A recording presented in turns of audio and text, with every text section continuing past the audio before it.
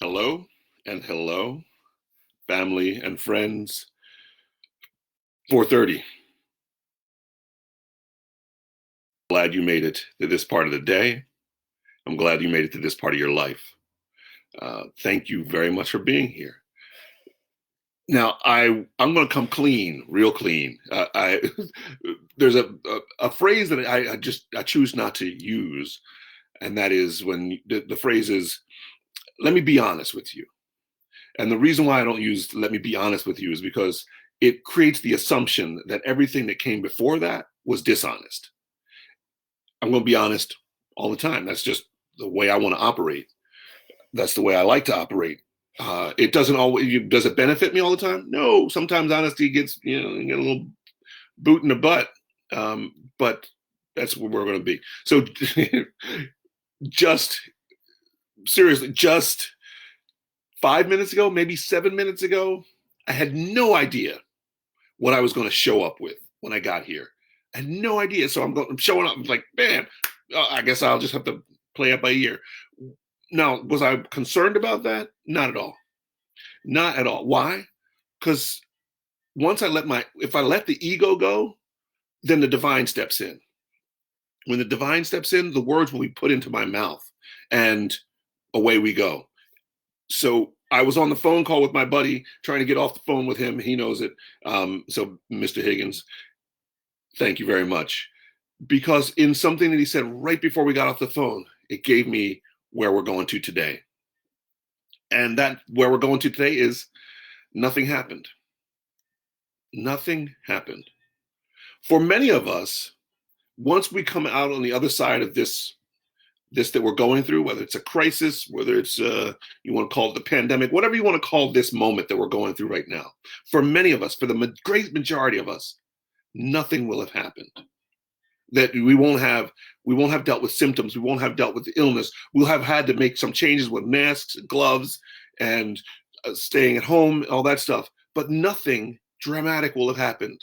Aliens haven't landed. The town is still exists. Nothing got blown up. And it will seem like nothing happened because nothing happened, which it reminds me of a story. And I'm going to tell you the story and get back to that whole nothing happened. So I'm riding my motorcycle in Los Angeles. When I lived there, I only had a motorcycle. For those of you who are motorcycle friendly, it was a VT 1100C Honda Shadow. And I was cruising through trying to get to Bill Stunt Services, which was a telephone service that I would go to every morning. And I was heading down one of the side streets. The light was red, so I rolled off the gas, and then the light turned green, so I rolled back on, started to go through. When I got to the corner, out of the corner of my eye, there was a truck coming, and it didn't seem to be acknowledging the red light. It wasn't slowing down on the avenue. It might have been Van Nuys Boulevard. And I realized this, so I hit the brakes, and I may have hit them too fast because I realized that something was up, and my back wheel locked up, or my back tire locked up, and it started skidding. When it started skidding, it made noise that the driver of the truck recognized that there's something going on. She noticed, and she locked up her brakes. And I'm heading for impending doom, and I was going pretty fast, even though I'm skidding now, and she's skidding. And I going up to the thing, I'm trying to hold on, trying to figure out if I can roll back on and get around her.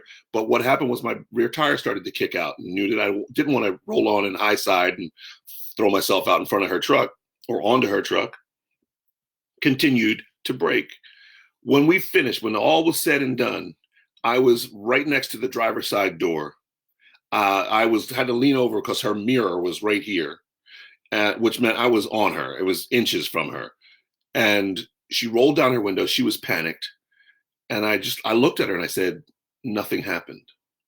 Because we did a lot of things. She hit the brakes. I hit the brakes. She had a moments of lapse, which caused her to have to hit the brakes. But in the end, nothing happened. There was no collision. There was no injury. We rolled away from that as if nothing had happened. So I kept on to my destination, which was right there, right on the block. I parked around back, And she came rolling up because she had to go all the way around the block. She came rolling up, rolled down her passenger side window, and she was like, I'm so sorry. My dog was choking. And I looked back and I didn't realize what was going on. And I looked at her again and I said, it's all right. Nothing happened. Was my heart racing? Yes, it was. Because here it was.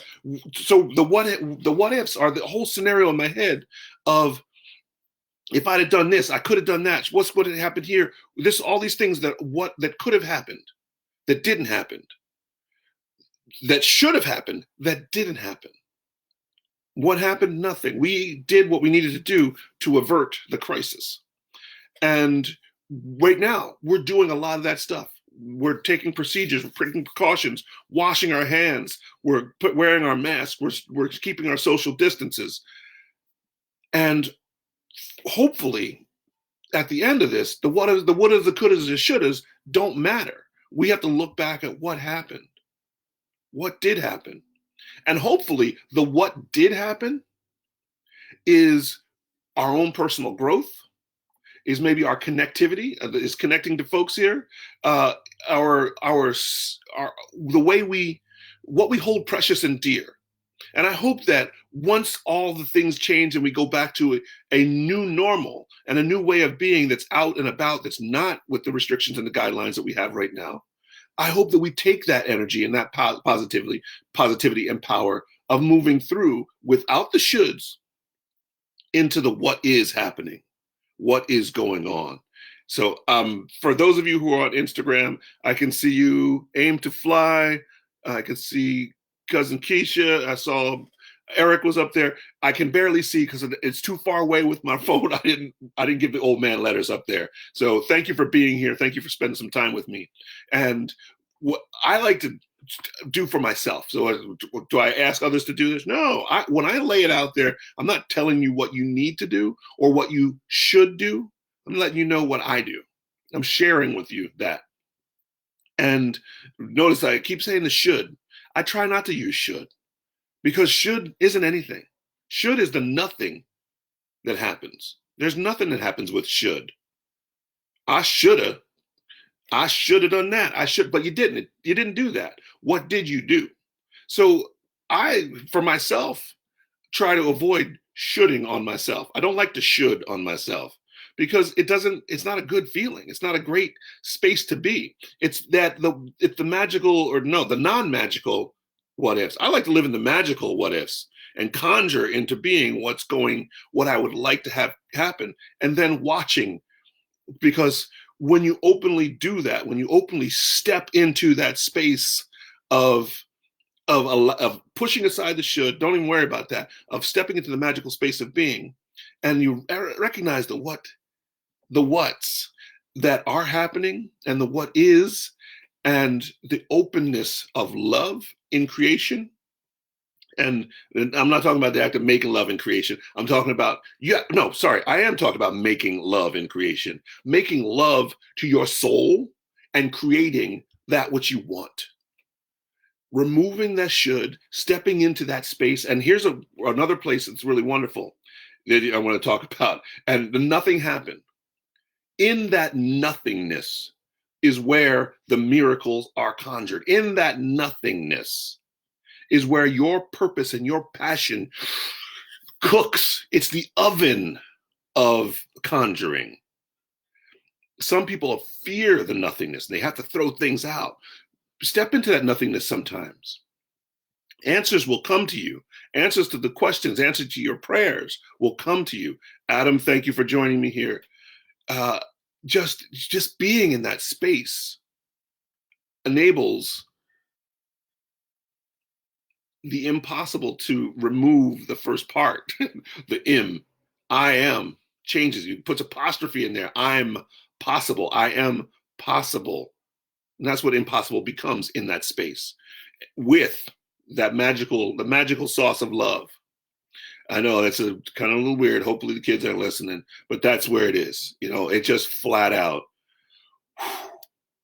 Now, I know each of us has the stories of nothing happened. But it could have been real bad. It could have, you know what might have happened? And we live in that space of the mightas, the wouldas, the couldas, and the shouldas, instead of the, you know what didn't happen? All those mightas, all those wouldas, and all those couldas, and all those shouldas. What did happen is what we are dealing with right now. And what is happening is we're connected. We're reconnected. So some of you, Adam, I haven't how we talked, and here we are. We are looking at you. Thank you for showing up. My cousin Keisha, we've been talking about connecting over and over and over again, and now look, almost daily we're here. This is great. And then I give you the phone call. We check up and we follow up. If you come on, message me. You want to talk to me? Come on. I walk my dog 4 or 5 times a day, and so anybody who knows me, dog walking time is time to talk. So you get my number. Let's talk while I'm walking the dog. And that's instead of the woulda, coulda, shouldas. That's let's step into the what is. The what is, not the what's gonna be, the what is. In the nothing, we create the what is. In that space, it's not just dream space, it's a miracle dream space. Boy, okay. I just had to ease up because I was like, whoa, the sauce is hitting me. And I'm going to share with you, it's 11:11 when I looked at that. There we go. I'm going to share with you from Sacred and Sacrosanct this poem of Another Life. Now, I'm going to do a plug here. I haven't been plugging anything. I show my books just because, so you can, if you decide you want to pick it up through whatever outlet you have, or you want to reach to me and I'll send you a copy. I share for that. The plug is that I got a podcast that I started working on a couple of years ago and found a platform through Buzzsprout to put it out there. And I'm putting that out there. So if you want, just check it out. If it doesn't resonate with you, all right. If it does, and you want, share it with somebody else. I ask folks to leave reviews. The reviews can't go up on Buzzsprout, but if you have an app that you can download to, then you can leave reviews, and hopefully I'll see them. I don't know how that all works, but I'm working on it. Also, these videos will go up on YouTube on the Dreamer Station, all one word, the Dreamer Station, under the playlist Philosophy. So if you want to go back and see other ones I've done, or if you miss one and you want to check it out and you can't find it here on Facebook or Instagram, go check out this feed on YouTube. Alrighty. So the poem today is Another Life. Sleep, refresh, renew. To sleep is not to die. A glimpse into what if, the wonder, the why. Sleep. Oxygen enriches the blood, enriches the brain, creates a world with nothing mundane. Sleep. To live the life you wish for you, then wake and make that dream come true. Another life. In that, so we were talking about nothing real quickly. So, and I mentioned dream here, and I mentioned dreaming a lot. A lot of folks think, oh, I'm going to sleep, I'm going to dream, and it's kind of like I'm dead I won't sleep until I'm dead or whatever. And I'll say whatever a lot. That's my discard word. In the dream state, we do a lot of conjuring. And we have the potential to do a lot of conjuring in that dream state.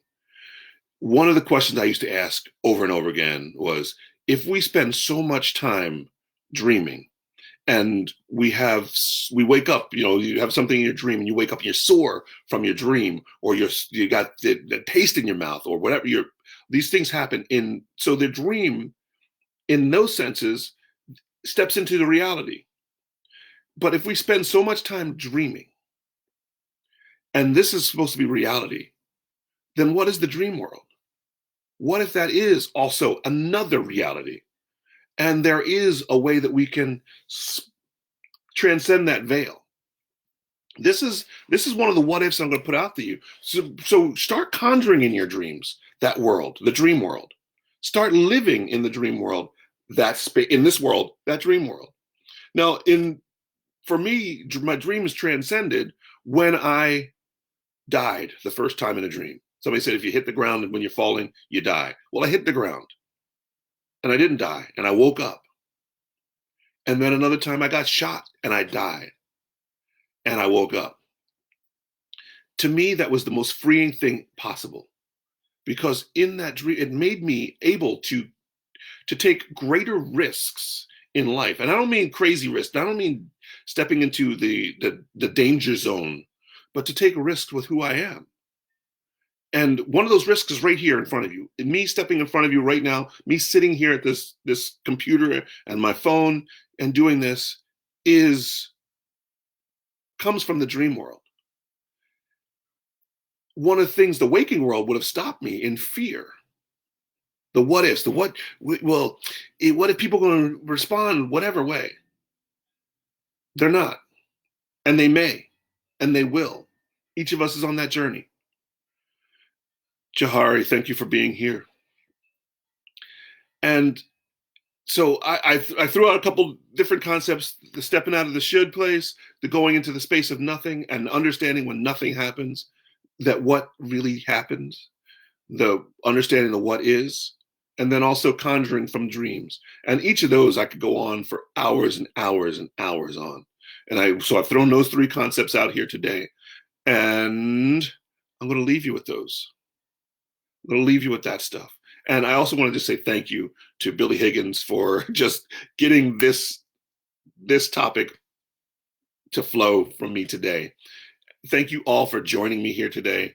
And I really appreciate that this is something that you're checking out. Hopefully it's working for you in your world, in your life. And we will find another way to do this. Each day it evolves into something else. And that's part of how this life is living for me. All righty. I have kept you for almost 17 minutes, and I am thankful for you. Just take care of yourselves. Take care of yourselves. Remember that this is an ocean that we're upon. Some of us are swimming under, some of us are swimming on top, some of us are in boats. We're riding the waves, we're dealing with the calms, and it will hit us in many different ways. Be kind to yourself. Be gentle with yourself. Allow yourself this time of growth. Allow yourself this time of change. Allow yourself to recognize all of your emotions, especially when we're struggling with certain things. And also, I posted before, I'll keep posting. If you need help, get the help that you can get. Reach out. There's tip lines. There's many places. I'm going to post again here today, just in case that's what you need. Because we're in situations that we hadn't planned on before. And here we are. We can do great in this space, and we can take care of each other in this space. And we can take care of ourselves in this space. Thank you once again for being here. Be well. Stay safe. Stay home. Stay sane. And remember, you are enough. Go forward with passion and purpose.